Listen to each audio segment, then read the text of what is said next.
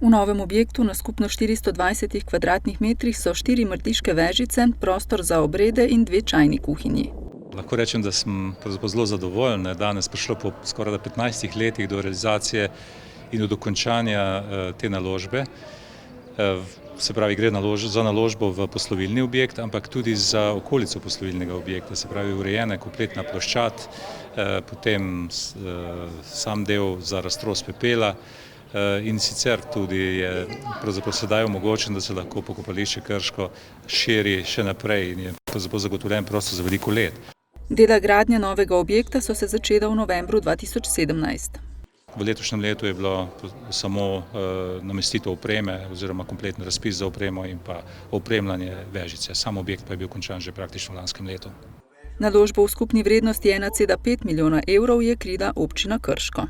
Tukaj gre povsem za lastno investicijo občine, ker ne gre za nek javni objekt, ki bi bil ga potrebno energetsko sanirati ali karkoli drugega.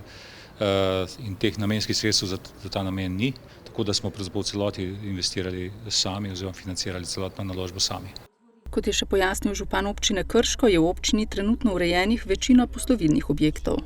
Samo v krajevni skupnosti Senovo je naselje Stranje, kjer dejansko še vedno, to je pod Bohorjem, za tiste, ki to ne vejo, še vedno pokopavajo svojce na nek star način.